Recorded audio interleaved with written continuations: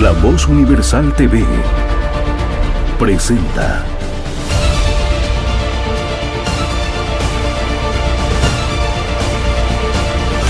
Comentando la Noticia con Daniel Pasquier. Muy buenas tardes, está usted con su programa Comentando la Noticia. En esta ocasión, no puede ser de otra manera, estamos con el tema electoral. Mucho más con los resultados que se han dado en la primera vuelta, donde todo el mundo hemos quedado medio desorientados, sorprendidos por los resultados. Pero la segunda etapa, que será hasta la segunda vuelta, pues es oportuna para una mayor reflexión, tiempo para que meditemos mejor qué vamos a elegir.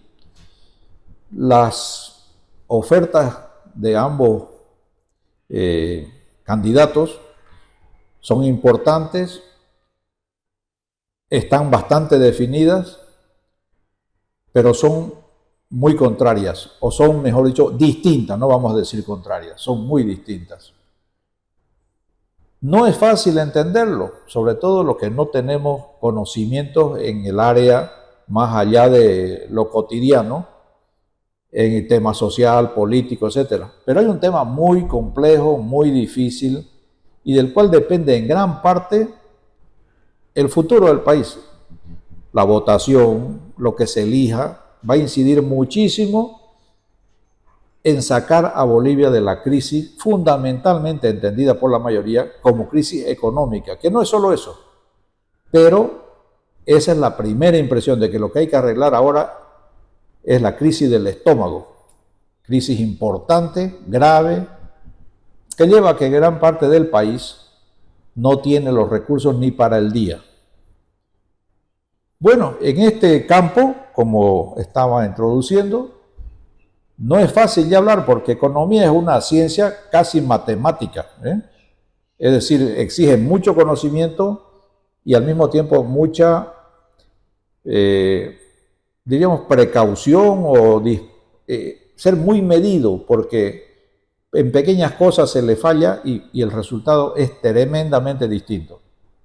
Entonces hemos invitado para este programa específicamente, por suerte, tenemos en Santa Cruz una persona con un amplio conocimiento en economía, amplio. No le voy a leer todo el currículum, pero baste con decir de que es economista, estudió en una de las universidades de Tarragona en España, tiene también título en Derecho, tiene varios masterados en el campo económico, no solo en España, sino en distintos países europeos. Conoce también la realidad boliviana, porque ya lleva varios años acá, y tiene la buena predisposición, al invitarle a este programa, de hacer unos comentarios orientadores sobre las dos propuestas, tanto la de Jorge Tuto, como se le suele poner entre paréntesis, Quiroga, y pues el licenciado Rodrigo Paz. Dos personalidades destacadas en el mundo político boliviano, ampliamente conocidos los dos, y vamos a escuchar. Se trata de Salvador Cargallo, español, pero radicado y casado en Bolivia. Eso es importante. Porque muy importante, ¿no? Definitivo. Lo que él hable de economía ya va a estar en gran parte hablado con su señora probablemente, porque viven acá, trabajan acá y conocen lo que es la canasta familiar y cuánto cuestan los tomates y las lechugas, etcétera. O sea, no es de memoria, no es teoría solo. Pero un hombre con una experiencia grande en el ejercicio profesional en el campo económico. Eso es lo más importante para mí en este momento. Entonces nos podrá orientar, repito, mucho para tomar unas decisiones mejores, quizás más acertadas, que si vámonos más a puro corazón. Salvador, muchísimas gracias, Un gusto. Sí. porque sé que ha sido difícil sacar unos minutos, No hay problema. pero lo ha hecho con gusto. Sí, siempre. Con gusto. Entonces, procedemos. Con este resultado que ha visto en la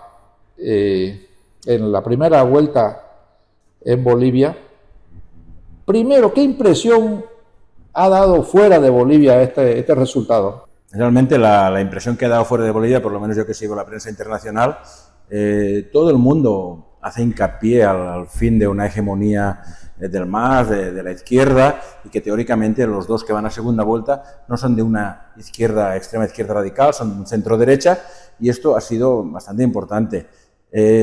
Aunque la gente no crea, Bolivia es bien importante estas elecciones en el mundo por la situación de que es un hincapié del fin de una hegemonía en Latinoamérica de la izquierda.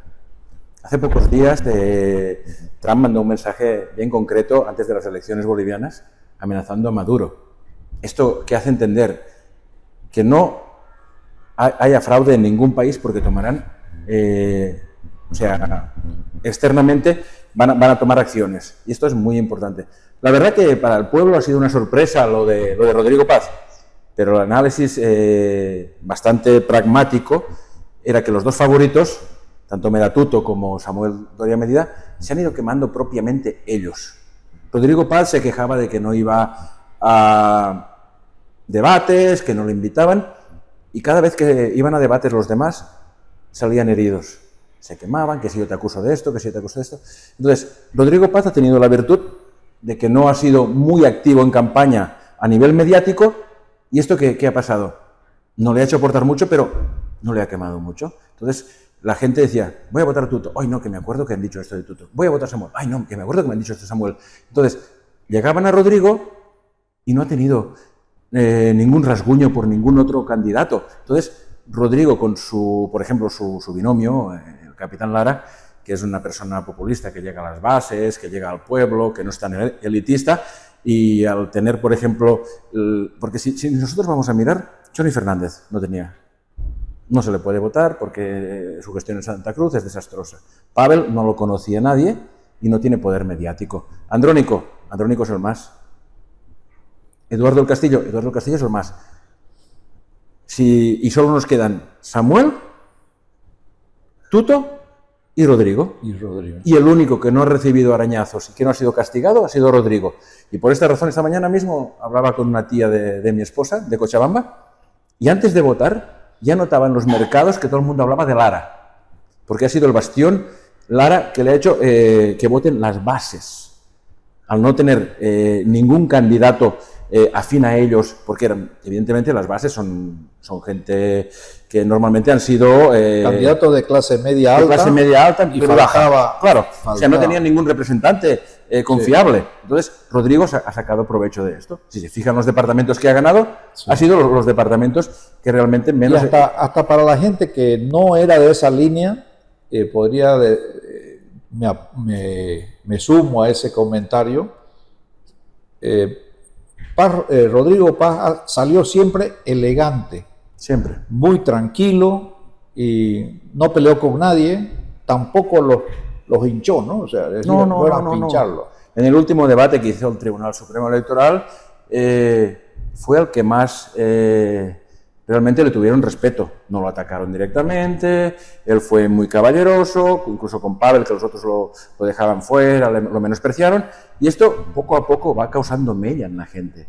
O sea, la última guerra sucia se ha centrado en dos partidos, como si fuera un bipartidismo solamente en Bolivia, y el que le ha hecho más daño ha sido realmente a Doria Medina. ¿Por qué? Porque su campaña y su final de campaña ha sido nefasto, equivocándose con cosas que la gente no quería escuchar. Sí. Doria Medina también con un hándicap muy grande, porque él se quería presentar como empresario y la gente quería escuchar a un político, ¿no? Exacto. Porque el problema acá no es solo, como decíamos, de barriga, no es el problema de comida. Es que hay una diferencia muy radical entre lo que es un empresario y lo que es un político. Sí. El empresario gestiona, el político gobierna. Y no es lo mismo. Tú tienes tu empresa y creas una economía, en la cual la economía se basa en tu empresa. Sin embargo, tú cuando gobiernas, debes manejar una economía que ya no se llama economía, se llama macroeconomía, en cual cualquier decisión que tomes tiene daños colaterales en otro sector. Ahora, por ejemplo, están haciendo propuestas, los candidatos, propuestas muy populistas, tanto uno como otro, que realmente a ciertos sectores les va a beneficiar, pero a otros sectores les va a crear daños colaterales. Antes de entrar en ese tema más técnico, Salvador, me gustaría muchísimo, eres de España, Sí. como hemos dicho, radicado y feliz de la vida en Bolivia, pero ¿qué repercusión ha tenido esto en España en concreto? Yo creo que en España ha tenido una repercusión tremenda, incluso a nivel político, en el aspecto que a ver, en este momento estamos en unas vertientes que está el socialismo del siglo XXI, en lo cual está inmerso el gobierno español, que no lo está haciendo nada bien. España está en un momento de riesgo país que jamás en la vida, en la democracia, lo había estado. Y realmente la pérdida, el referente de pérdida de la izquierda acá en Bolivia es un referente para que los políticos allá, la oposición, haga ver al gobierno que realmente esto ya es caduco. Además, también en España ha tenido un efecto muy, muy grande. El gobierno de España en este momento es socialista, sí, el Partido Socialista Español, está en mal momento. Está en un mal momento tremendo. Y ha tenido mucha relación con la política española en los últimos años. Sí, sí, o sea, la política española no sobrevive sin la relación con la política latinoamericana, en lo cual hay unos lazos muy definidos, hay unos acuerdos bilaterales con casi todos los países de Latinoamérica, y realmente la cuestión que Samuel Doria Medina es un delfín de la política de Pedro Sánchez. Y especialmente el siglo XXI ha sido, diríamos, el puente con los más extremistas o los más radicales de los socialistas españoles, ¿no? Exactamente, exactamente. España siempre había tenido, incluso Felipe González, que era un político socialista, fue un político socialista que marcó sus acciones prioritarias el bien de España. Luego vino Aznar, y cuando vino Zapatero ya creó la política del siglo XXI, del socialismo del siglo XXI, lo cual hundió a España en una crisis que nunca se había visto de falta de poder adquisitivo por la clase media. Y todavía no sale de eso, ¿no? Salió cuando entró, por ejemplo, Rajoy, en un momento dado, no se acabó de recuperar, y luego vino una moción de censura por parte de cierta corrupción de ciertos hombres de Rajoy, que Rajoy asumió que se había equivocado en elegir a algunos hombres y dimitió. Sin embargo, la izquierda, Pedro Sánchez propiamente, está lleno de corrupción. Su mujer está imputada con 5 delitos, su mano derecha, o sea, tiene todo el gobierno imputado, hasta su mujer. Y sigue peleando. Y no asume. Porque en política no puedes pedir perdón, debes asumir responsabilidades. Lo grave, lo más, diríamos, para el socialismo español o para el Partido Socialista Español, es que ha tenido gente dedicada específicamente a la relación con Latinoamérica. Claro, o sea, por ejemplo, el socialismo-comunismo del Partido Español de España tiene una relación muy directa con Latinoamérica. Por ejemplo, se creó una fase de un socialismo ya mucho más radical llamado Podemos, que se manejaban por aquí en Bolivia, como Errejón, como Pablo Iglesias y todos estos, y vivían previamente adoctrinando a la gente de acá, a los políticos de acá. En Maduro igual. O sea, tuvo un papel importante, muy destacado, el apoyo español a la reforma constitucional. Exacto, fue una reforma constitucional que incluso el político Errejón la presentó como tesis doctoral de su final de carrera. Bueno, no hay más que decir, yo creo, ¿no? En el punto de vista académico, un doctorado es lo máximo, y una tesis doctoral. Sí, o sea, la tesis doctoral es la Constitución boliviana hecha pragmáticamente a la práctica. Esta fue la tesis doctoral que presentó Errejón en la Academia de Málaga, en la Universidad de Málaga. Bueno, estos antecedentes son muchísimos, una relación muy larga y muy estrecha. Entiendo que en este mismo proceso ya que estamos comentando, han venido desde España a tratar de colaborar. Sí.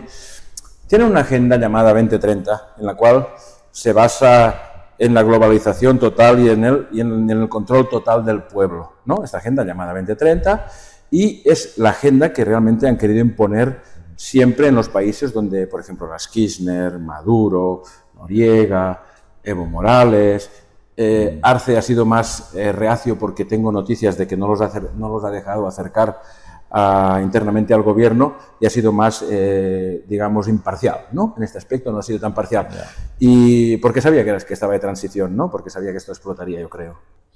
Me comentabas antes algo muy simpático, y es que prácticamente han sonado las campanas, ¿no? En España con esta victoria, por lo menos parcial, de Rodrigo Paz. Muy contentos están en España. Porque dice, ya hay un presidente gallego en Bolivia, ¿no? Claro, Rodrigo Paz, por cuestión del exilio de su papá, nació en Santiago de Compostela. Su madre, Carmen Pereira, es española, su padre boliviano, y él llegó ya con la adolescencia acá en Bolivia. Incluso Rodrigo Paz estudió con el rey y mantiene un contacto directo con nuestro rey Felipe VI. Y en España se llama la frase: después de 200 años vamos a poder tener otro presidente español. Es así, bueno, pero es una metáfora que suena agradable ya, ¿no? La reina Sofía, de hecho, tenía un enorme cariño, ¿no?, a Bolivia, porque conocía muy bien, ella tiene estudios de arqueología, una cosa. Sí, yo le cuento una cosa. El AESIT, que es el centro de residentes que hay en cada país, el AESIT más importante en el mundo que hay es el de Santa Cruz de la Sierra. El rey Juan Carlos I se encargó que fuera el más importante que hay en todo el mundo. Bueno, es un orgullo para Santa Cruz, porque es un centro cultural importantísimo, donde todo el año hay cursos de formación para justamente líderes, ¿no? O sea, no está dando discursos incluso la última vez que vino el rey Juan Carlos I, se emocionó mucho cuando el himno cruceño dice lo de la España gloriosa, ¿no? O sea, le encantó. No tenía conocimiento de esto. No sabía. Y le encantó. Pero lo que sí he visto es que, mejor dicho, lo he visto porque se ha publicado y se ha salido por todos los medios, cuando ella venía directo a Potosí. Ella se iba directamente a Potosí. Caminaba por la calle como una más, y por supuesto lleno de expresiones cariñosas, ¿no? Sí. A Potosí. O sea que la reina Sofía muy cercana a la temática boliviana, ¿no? Extremadamente cercana, incluso en el Palacio de la Zarzuela hay muchos recuerdos de su paso por Bolivia, de la parte andina sobre todo, que le encantaba las telas y todo esto. Hay muchos recuerdos en el Palacio de la Zarzuela. Bueno, como nada más que con el presidente gallego podemos estar todo un programa. Vamos a pasar a la temática que nos trae específicamente hoy día. Comentando la noticia con Daniel Pasquier. Today is my first day. There are many places to know and many things to learn. I have new friends with whom I'm going to share my lunch and new experiences. We love to play together and we never stop laughing. I always have my teachers by my side, guiding my steps and helping me to advance in life. I know that I will be fine and that I won't grow in a hurry here. My school will be my second home. Welcome to St. Thomas College.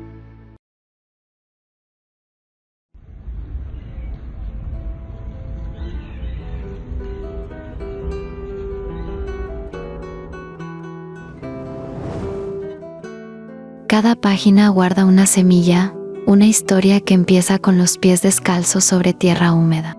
Vino desde el Beni, con lo justo, pero con lo más importante, el coraje heredado y las manos dispuestas. No buscaba fortuna, buscaba comunidad. Las orillas no dividen, las orillas conectan, y ella tejió puentes, desde su historia, hacia la de todos. Fundó la cooperativa La Merced. Sembró futuro, donde antes solo había necesidad. La catedral fue su faro. Entre esas columnas altas, dejó oraciones en silencio, promesas que después convirtió en acción. Allí, entre piedra y fe, entendió que servir era su destino. Este libro no es solo memoria, es herencia. Es una semilla para los que vienen, para que crezcan conociendo la fuerza de quienes los precedieron. Porque contar su historia es honrar la nuestra. De Ribero a la Ribera, una invitación a conocer nuestras raíces y a honrar el coraje de quienes construyeron Santa Cruz desde abajo.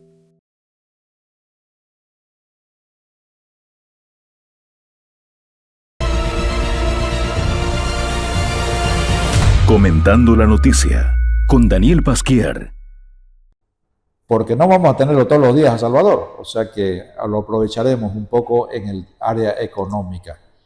Hay una crisis ya hasta por el presidente Arce reconocida de que es una crisis profunda que abarca todo en realidad, no es solamente lo económico.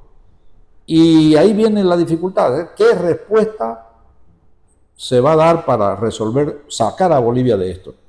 Y ahí empieza ya, el uno propone una cosa, el otro otra. Bueno, unas palabras sobre este punto. Yo creo que el momento de crisis actual de Bolivia es casi rayando el default. El riesgo país en este momento está en 1530, solamente estamos por encima de Venezuela. Y esto es extremadamente... Eso ya es un índice. Sí. Pero creo que lo más complicado es la última, que no es cuestión económica. O sea, la economía va ligada a la educación y a las acciones que crea el pueblo, ¿no? O sea, en el último ranking de corrupción, Bolivia salió el segundo del mundo, por encima de Haití. O sea, segundo por la cola. Sí, el segundo más corrupto. Ya. ¿Vale? Entonces, esto también es un problema económico. Claro. Yo me encuentro con gente que tiene que pedir préstamos para pagar coimas. Entonces, el plan del gobierno tiene que ser de shock a nivel macroeconómico. Esto que dice que yo voy a traer 10.000 millones, 15.000 y todo esto, o tú vendes algo o no los traes. ¿Qué quiere decir? Es posible que puedan traer 12.000 millones o 13.000 millones si ellos hacen un contrato del litio en el cual venden todo el litio, pero te quedas sin los recursos y sin la comercialización. Pero decir que van, por ejemplo, hay algún candidato que dice yo voy a ir al FRAP, voy a ir al FMI, voy al Banco Mundial y voy a tener 12.000 millones. Es mentira. Es mentira totalmente porque todo se basa en la confianza de país. En este momento no hay confianza de país. Y cuando tú vas a pedir un crédito, lo primero que te dicen, ¿cómo lo vas a pagar? A ver, hacer un plan de gobierno, qué medidas vas a tomar. Y una vez tú presentas este plan, ellos te marcan las medidas que debes tomar. Las condiciones Las que le condiciones, aseguren la condición es que hay un retorno. Hay un retorno, hay un retorno claro. del préstamo. Y esto no creo que se pueda dar en este momento porque las condiciones económicas de este país en este momento no ofrece una confianza como puede haber retorno. ¿Qué puede tener un crédito de 2.500 millones, 1.500 millones para reactivar la economía? Que las medidas shock, como ha ocurrido en Argentina, primero hay una recesión. Hablar de shock es hablar de medidas duras. Que antes de ganar las elecciones, pues uno no habla de las habla de las medidas que van a repercutir durante 2 o 3 meses en una falta de acceso a ciertas cosas y van a bajar el poder adquisitivo de la gente. O sea, van a bajar totalmente. ¿Por qué? Porque tú lo que no puedes hacer es seguir un ritmo, ir para arriba cuando tú estás en este momento descendente. Para llegar a descendente tienes que crear unas bases y crear un modelo que suba para arriba. ¿Que pueden hacer modelos populistas que en un momento durante 3 meses veamos una mejoría? Sí, pero es como aquel que hace dieta cuando está muy gordo y luego cuando se le acaba la dieta se engorda mucho más. ¿Por qué? Porque te has creado unas obligaciones, te has creado como aquel que dice unos préstamos que los has gastado solo en el populismo de los 3 primeros meses y cuando se acaban los 3 meses tú no tienes ninguna base para reactivarte. Desde el punto de vista político, difícil plantearlo, ¿no? No se puede plantear. Decirle, mira, vamos a salir, pero te vas a tener que apretar el cinturón, la inflación será mayor, la pobreza será mayor, el porcentaje de pobres va a ser mayor. Claro. Una de las cosas que yo, por ejemplo, he visto aquí en Bolivia es que solamente hay un 7% de todo el pueblo boliviano que realmente pagador del impositivo, o sea, de los impuestos, y realmente los impuestos son los que realmente nos hacen que nosotros podamos generar un bienestar. Y esto el gobierno... Prácticamente nadie paga impuestos. No, nadie, 7%. Entonces... para tener una idea, un parámetro, en un país, vamos a decir Europa, ¿qué porcentaje de la población paga? ¿O todo el mundo paga? Todo el mundo paga. Todo el mundo paga. Todo el mundo paga. Contribuye más. Por ejemplo, España, que es la que conozco yo, tiene tramos de pago. ¿Qué quiere decir? Una persona que cobra el salario mínimo no paga en Hacienda solamente que lo que consume. El IVA, el ITE, lo que consume. Estos son impuestos indirectos que llamamos, ¿no? El IVA lo pagas cuando siempre que vas a comprar, son impuestos indirectos que los pagamos todos. Pero el pago por producción, por ejemplo, una persona que tiene el salario mínimo interprofesional que llamamos allá, no paga Hacienda porque está exento. El que cobra un poquito más paga un 10%, el que cobra un poquito más un 22%, y los que ganan un montón hasta un 42%. Hay tramos, por ejemplo, aquí en Bolivia todo el mundo paga igual. No es posible. No es posible. ¿Por qué? Porque el que paga más debe colaborar un poquito más y punto. Y con esto que ganamos un estado de solidaridad en el cual hacemos que el Estado sea sustentable para arreglar las carreteras, para la sanidad y para todas las necesidades que tiene el pueblo. Y la educación sobre todo. Que absorbe mucho. Que absorbe mucho. Esto es una de las cosas muy importantes en el cual se mentalice al pueblo que tu producción debe ser solidaria para todo el mundo. Pero hay que ponerla. Hay que ponerla. Si quieres ganar más o ganar más, claro, hay que ponerla. Hay que poner más. Hay que poner más. ¿Por qué? Porque tú por ejemplo acá, lo que los que producen, las fábricas que producen, les interesa mucho que la gente tenga poder adquisitivo, porque son los que adquieren su producto. Si ellos no les dan condiciones al pueblo que tenga poder adquisitivo, no van a vender su producto. Claro. ¿Para qué producir si no hay compradores? Exacto. Claro. El poder adquisitivo es lo que da la demanda. Y compra no el que quiere, sino el que claro, y el mundo, los países y el mundo nos basamos en el consumismo. Si no hay consumismo, no hay economía. Si tú consumes, das de comer al herrero, al de la ferretería, das de comer al que hace las casas, das de comer a la caserita que te vende, das de comer a las tiendas, y estos vuelven a reconsumir. Y esto es una escala, es como el efecto dominó, que todos vamos consumiendo y hay una rueda, y todos tenemos poder adquisitivo y vamos viviendo bien. En la medida en que hay más riqueza para todos, claro, más movimiento. Más movimiento, y se crea un círculo, y se crea un corralito propio, no estatal, propio. El corralito propio es la riqueza que hay oscilante en la sociedad. En Bolivia, bueno, dicho de que estamos con Haití solamente por debajo, ya está señalado un poco todo. Haití es el país más pobre de América y más de una vez se ha propuesto que desaparezca ya, ¿no? Sí, porque no tiene ni solución. No tiene solución. Porque ayuda que va, se desaparece en un segundo, ¿no? Claro, es un estado caudillista totalmente. Es un país que vive de las donaciones, de las ayudas humanitarias, claro, que a su vez es un negocio, ¿no? Para los que traen ayuda humanitaria, entonces este es un tema que estaríamos horas hablando. Claro, no. Me acuerdo que en un momento hasta la fundación de Bill Clinton salió en la lista, ¿no? O sea, consiguen 100 millones, entregan 20. Es que las ONGs han creado una imagen de protectorismo, de que hacen el bien, de que... Las ONGs están siempre avaladas por partidos y gobiernos de izquierdas, en los cuales necesitan crear, como lo que llamamos en España, chiringuitos así. En este momento hay muchas ONGs en España que se dedican a rescatar magrebíes que vienen con las lanchas, entran ilegal. Y se ha descubierto que tienen hasta un monitoreo de drones que saben dónde los tienen que ir a rescatar, para luego cobrar 2.500 por cada magrebí que rescatan. Entonces, cada migrante 2.500 tiene que venir con plata, porque si no llega. Claro, exactamente. No llega, claro. Y esto es un poco lo mismo que pasa entre México y Estados Unidos, pues, ¿no? Exacto. Uno cree que entra gratis y entra sin documento, pero con dinero, sin plata no entra. O sea, sin plata no entra. Claro. Y entonces las ONGs viven de la desgracia ajena. Claro. Con esto llegamos un poquito a la conclusión de que tanto Rodrigo Paz como Tuto Quiroga se tienen que ir acercando en la propuesta económica, ¿no?, cara a tratar de sacar al país de esta situación, ¿no? O hay dos modelos distintos que... Hay dos modelos bastante distintos, en lo cual oí anoche, por ejemplo, a Rodrigo, que está en contra de hacer préstamos externos y cómo va a sacar plata. Que cada boliviano debe tanto y cada boliviano no debe tanto, pero a ver, yo creo que en este momento lo que necesita Bolivia es un acercamiento, olvidarse de los rencores. Yo personalmente, como hizo Felipe González en España, tendría que haber un gobierno de concentración. ¿Gobierno de concentración qué quiere decir? Que acá se dice concertación. Concertación, ¿no? Llegar a un acuerdo. A un acuerdo. Entonces, en el gobierno de concentración agarras el mejor de Doria Medina, el mejor de Tuto, el mejor de Paz. Y estos que son los tres que normalmente tenemos como referente, que han traído la gente más brillante y que no son de la izquierda antigua, crear un gobierno de concentración por Bolivia. Y esto sería lo más interesante.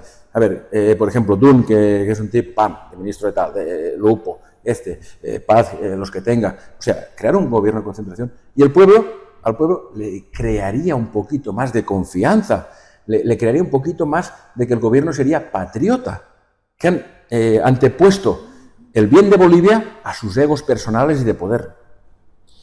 Me gusta esa mención del tema de la patria, porque en momentos electorales todo el mundo recurre, ¿no? Exactamente. Viva la patria Sí. primero, pensemos en la patria. Bueno, pero a la hora de la verdad, pues la patria no aparece, ¿no? No. Cada uno está tiene su ego y su afán de poder. Cada uno está tirando para su lado y... Claro, pero lo que vende es la palabra patria. Claro. Es que la política... Vende para los votos, después Exacto, ya... después ya se olvidan, ¿no? Claro. Pero realmente hay que pensar en la patria, porque la patria es lo que te da la estabilidad en el lugar donde vives. Sí. Hay que primero tranquilizarse. Tenemos 60 días para ir a la segunda vuelta, un tiempo oportuno para que los equipos, sobre todo económicos, se sienten y traten de conciliar lo que sea conciliable y lo que sea aceptable, pues, por los distintos, diríamos, protagonistas, ¿no? O sea que... pero es un trabajo duro. Sí, el problema es que ha habido una campaña electoral demasiado larga, para mi entender, en el cual han tenido mucho tiempo de hacerse daños y desencuentros entre ellos. Claro. La realidad que el final de campaña ha sido bien duro, bien desgastante para las dos partes que iban por delante, ¿no? Incluso la intromisión de gente ajena a la política, como la de Marcelo Claure, no ha sido muy sana para la política boliviana. No ha sido muy sana. Empresario para empresario y el político para político, como hemos dicho antes. Una intromisión por intereses económicos, porque no es otra cosa, porque un empresario no se entromete en ninguna política si no tiene un interés personal económico. Entonces, la intromisión de Marcelo Claure creo que ha intoxicado un poco el final de campaña y le ha perjudicado exageradamente, pero exageradamente, a Samuel. Bueno, y sobre todo porque apareció como el benefactor del país y después resultó que tenía sus intereses bien... Claro, coordinó una reunión con luz apagada. Sí. Y esto da que pensar, ¿no? Todo el mundo se puso a ver quién era este tipo y se empezó también a conocer pues quién era Claudio. ¿Y de dónde venía? Y de dónde venía. ¿Y de dónde surgió? ¿Y cómo surgió? ¿Cómo surgió? Y esto le perjudicó a nivel de popularidad de él y a nivel de Samuel. Doria Medina ha sido el más dañado, bueno, quizás el dañado en este caso. Sí, porque algo que admiro de aquí del boliviano es, tendrá sus defectos, como todos tenemos defectos, pero el boliviano tiene mucho sentido de la pertenencia propia. O sea, de la pertenencia de cuáles son sus activos, del país y esto, y va con mucho cuidado de que le quiten la pertenencia propia. Y tiene toda la razón, porque la pertenencia propia es de Bolivia y del boliviano.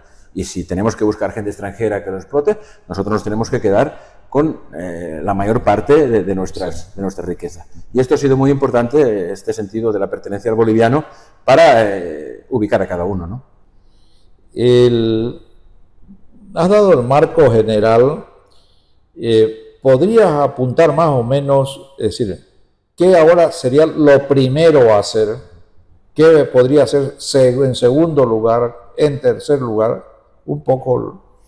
Sí, yo creo que en primer lugar habría que buscar, que es el más fácil que hay, un crédito que te pueden dar, no creo 2.500 millones como en Argentina, pero sí que el FMI tiene la capacidad, el Fondo Monetario Internacional, de poderte dar un crédito de 2.000, 2.500 millones que con esto solventas 2 meses y reactivas. Y luego hay que crear, sobre todo, sentarse y hay que crear un pacto social. ¿Un pacto social qué quiere decir? ¿Cómo vamos a partir de ahora a gestionar todo lo que antes se gestionaba con prioridades para el gobierno anterior? Los interculturales, los sindicatos, las empresas, y todos nos vamos a sentar en la misma mesa. Y allí vamos a crear un pacto social, en el cual vamos a ver si todos los bonos son correctos, imprescindibles, o creamos un ámbito para crear empleo, para crear emprendedores y no tener que sobrevivir toda la gente de los bonos. En tercer lugar, lo primero que sería necesario es reunir solamente al empresariado. Cuando reúnes al empresariado, reúnes lo que fomenta la riqueza en un país, ni más ni menos. Y sobre todo, analizar la cantidad de empresas nacionales que se llevan casi un cuarto del presupuesto nacional en pérdidas. Y decir, no las vamos a eliminar, pero sí que las vamos a optimizar. ¿Optimizar qué quiere decir?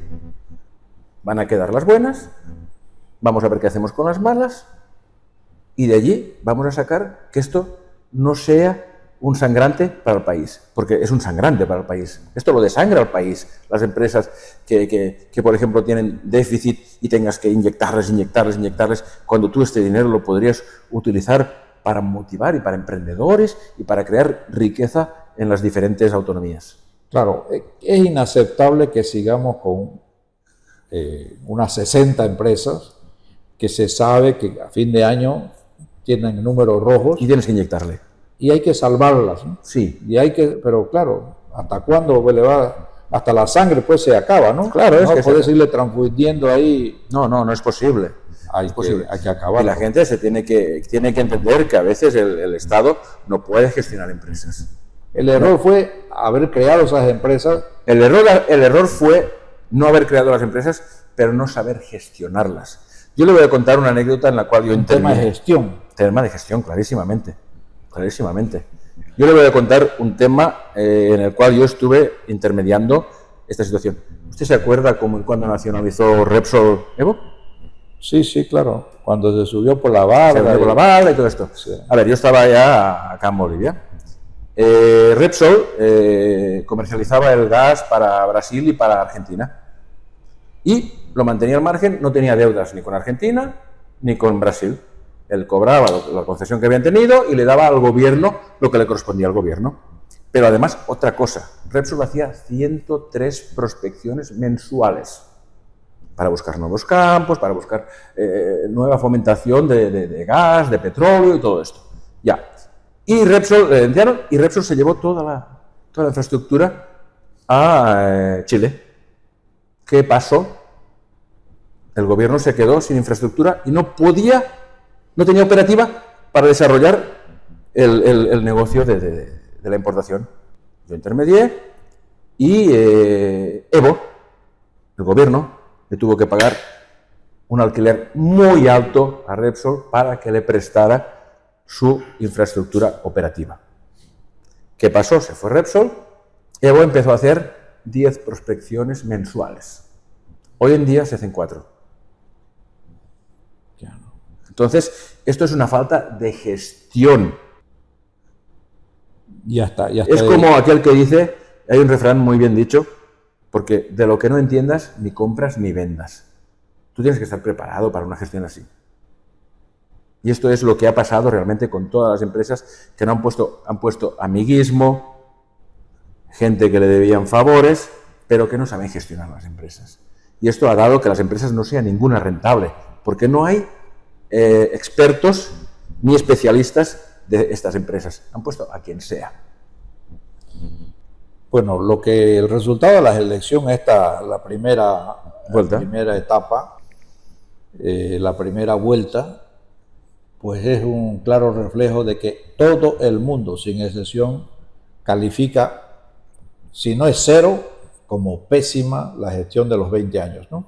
Sí, y ellos lo saben, porque hoy he visto las declaraciones Del Castillo, que dice que ha sido una victoria salvar la sigla. Sabían ellos que lo han hecho mal. Incluso hay imágenes de las 12:20 de la noche de las elecciones que no dejaron salir de Bolivia a los hijos de Arce. Se han enseñado ya incluso las fotos que habían estado registrados en el avión presidencial y no los dejaron salir muy bien la gente de aduanas. O sea, ¿qué pasa? Cuando tú temes es que algo habrás hecho, ¿no? Claro, justamente esta mañana, hablando con un empresario que trae alimentos sobre todo, me ponía el ejemplo, dice, no, es que hay que borrar esto porque no puede ser, ¿no? Dice, vienen las galletas y tardamos 6 meses en sacarlo de la aduana. Pero, ¿qué va a funcionar así, pues, no? Porque eso incide en el precio, pues, ¿no? Porque ese tipo tiene paralizado su capital ahí durante 6 meses y él lo tiene que aplicar al precio final. Claro.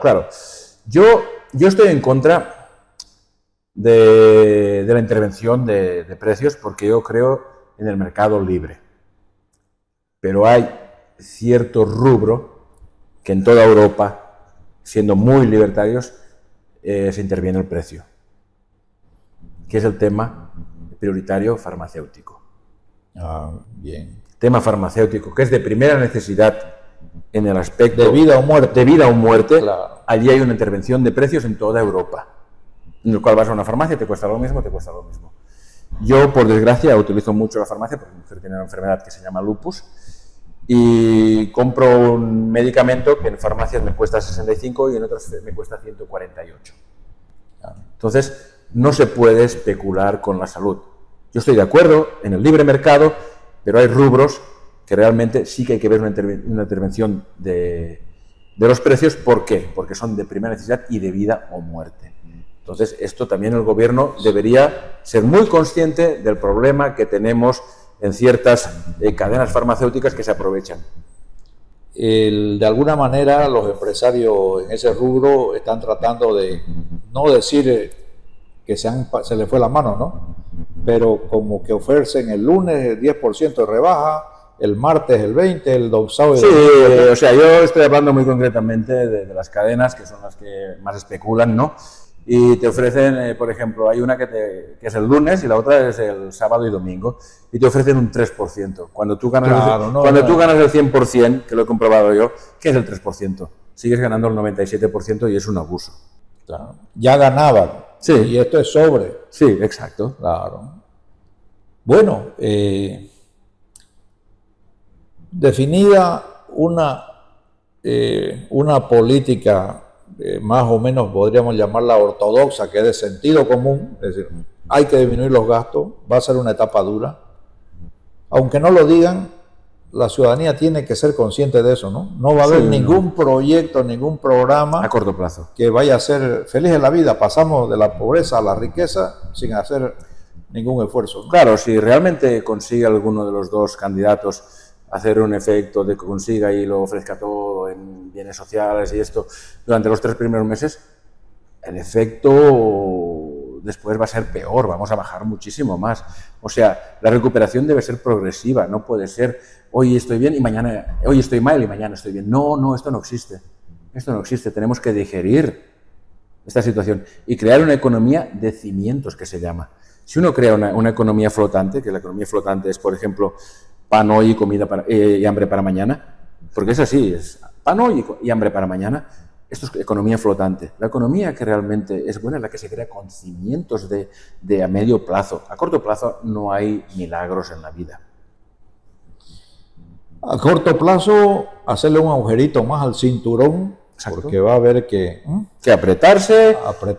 Va a haber, sobre todo, yo creo que tiene que incidir mucho en la inmediatez del patriotismo, que todo por Bolivia. y hacer los esfuerzos por Bolivia. Yo le cuento que cuando entró Aznar al poder, el último año de Felipe González no fue muy bueno porque se le entró la corrupción, lo que ha pasado aquí, ¿no?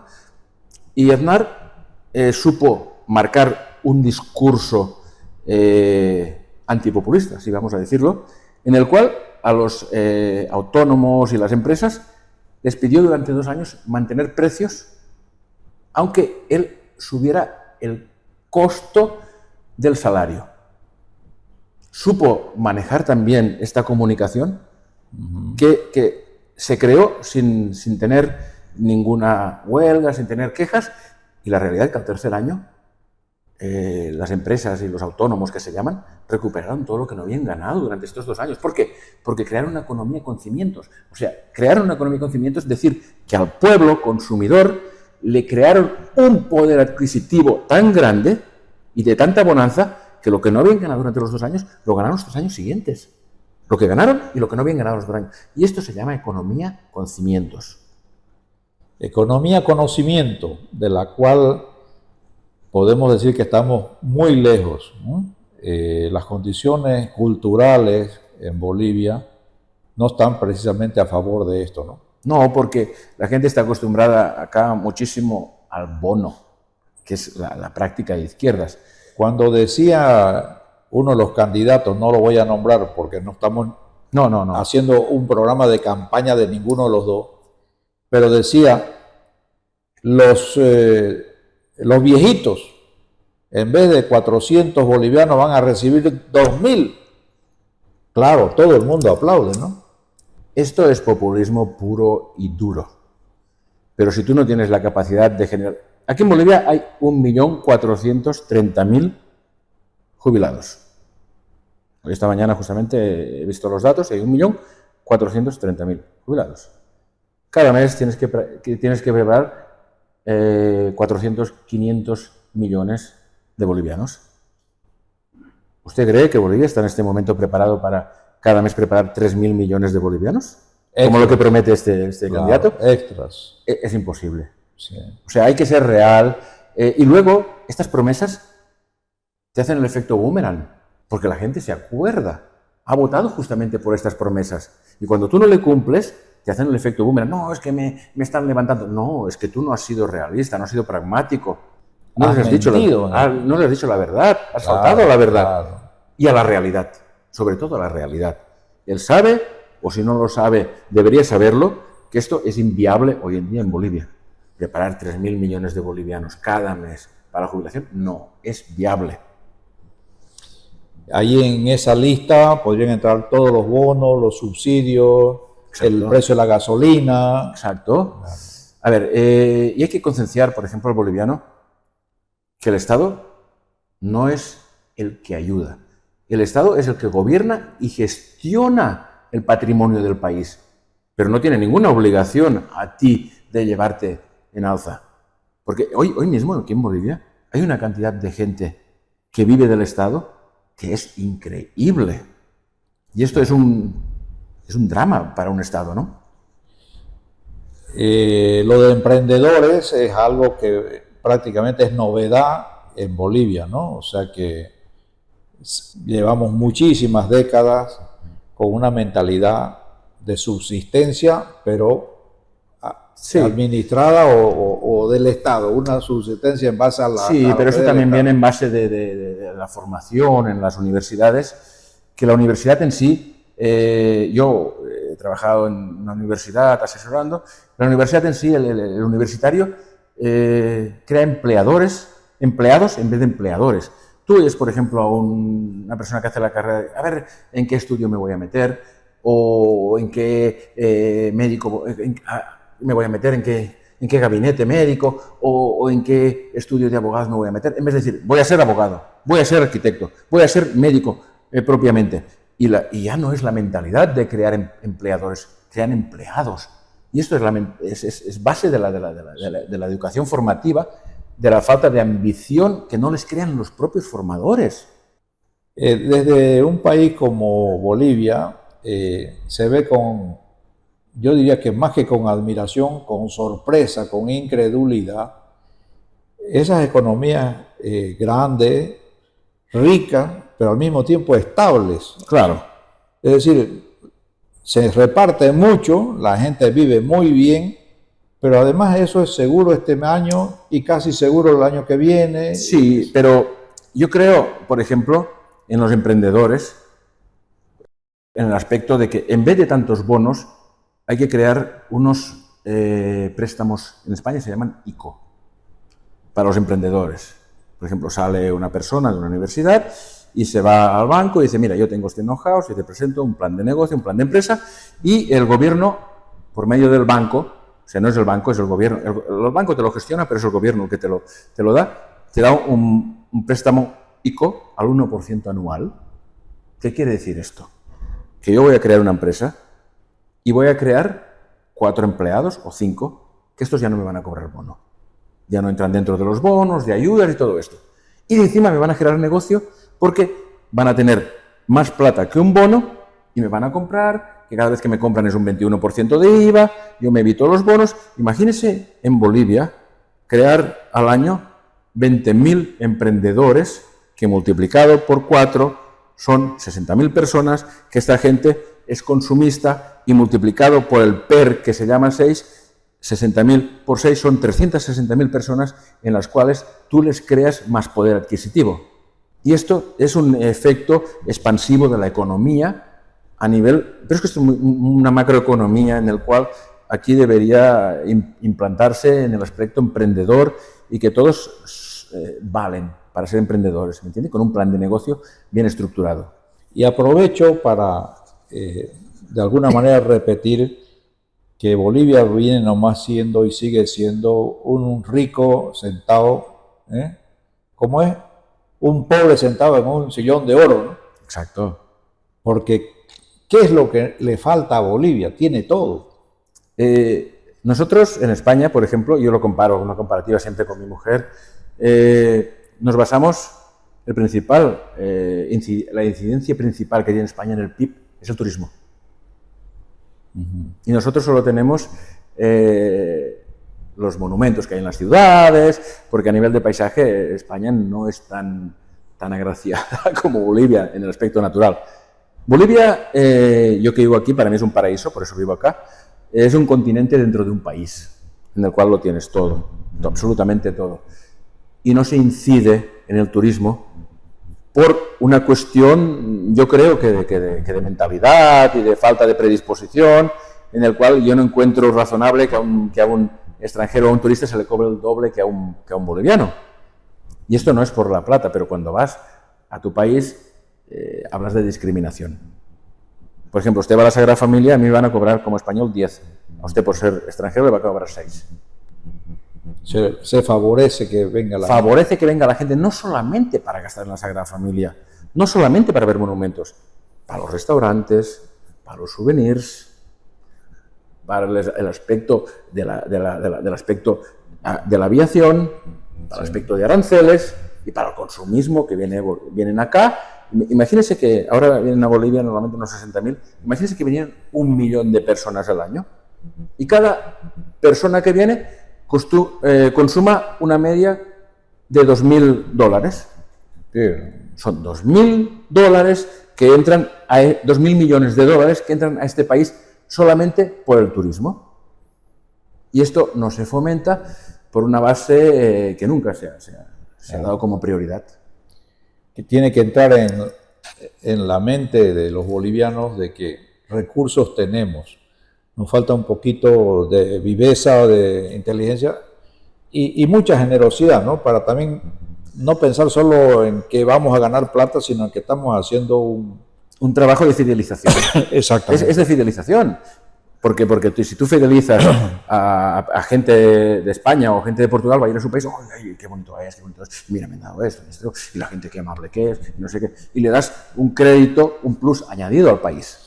Y lo pones en el mundo. En Santa Cruz ha habido un ejemplo, pero clarísimo, con Samaipata. Sí, sí, sí. Que de no ser, era un pueblo con su tradición histórica, etcétera, ¿no? Pero tiene clima, tiene unos paisajes increíbles pero empezó gente justamente extranjera, la mayoría europeos, comida finlandesa, comida española, comida no sé qué. Bueno, crear un atractivo. Pero al final había que llamar varios meses con antelación para pedir un alojamiento. Pero claro, hay que, por ejemplo, en Samaipata está el fuerte y hay un museo que está en el pueblo.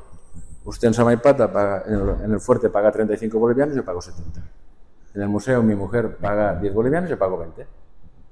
Entonces crea un plus, una cosa, un freno en el aspecto que el extranjero se ve, le hace no es por la plata, porque el extranjero tiene capacidad para pagarlo, es por el hecho de que se vea discriminado, que crea que le roben, se lo cree. Se debería de fomentar lo que mencionabas antes, claro, una discriminación positiva, es decir, el hecho de ser extranjero. Y el volumen siempre gana al margen. Sí. En la vida tienes que buscar volumen. ¿Por qué? Porque si tú tienes 10 clientes, el boca a boca de esos 10 clientes te va a dar una propaganda gratuita. Sin embargo, si tienes un cliente y ganas lo mismo con los 10, ¿qué va a hacer este cliente? No va a repercutir en nada. Sí. O sea, el volumen siempre gana al margen. Bueno, yo primero lamento pues que el tiempo corre y hay que en algún momento ponerle freno a esta entrevista. Es interminable el tema, no solamente por su importancia, su magnitud, la oportunidad de tener aquí a Salvador, bueno, una alegría inmensa, compartimos estos minutos con satisfacción y también con la satisfacción de estar haciendo un aporte a la sociedad boliviana, con sugerencias, con ideas, poniendo como contraparte de que esto se hace, o sea, eso no es teoría, esto no son ficciones, no son fantasías. Esto es lo que se hace y que se debería de hacer en el país. Concertar, trabajar desde varias líneas, pero yendo a lo mismo, que es decir, buscar el bien para el país. La patria primero, como dice Rodrigo Paz, pero no la patria para Rodrigo Paz, ¿no? Que sea para los bolivianos. Para que sea todos los bolivianos, en lo mismo, es decir, porque si no, pues uno solo, golondrina, no hace verano. Así que no resolvemos nada.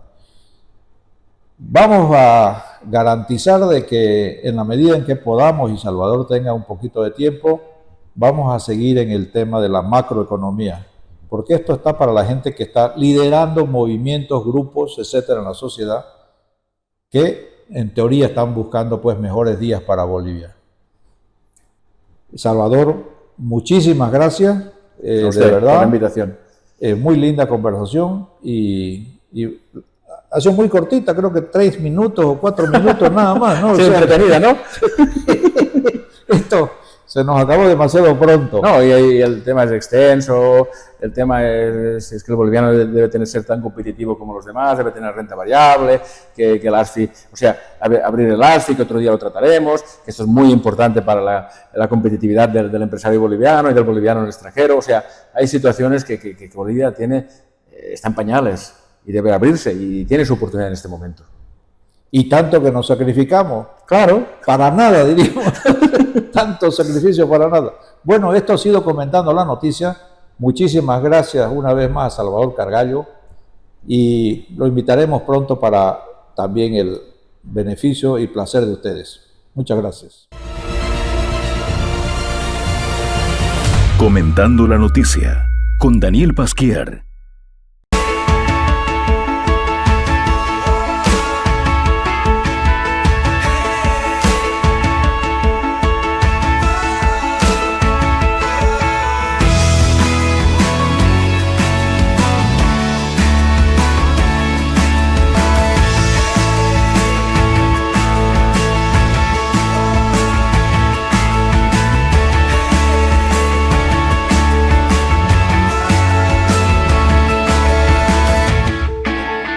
Welcome to St. Thomas College.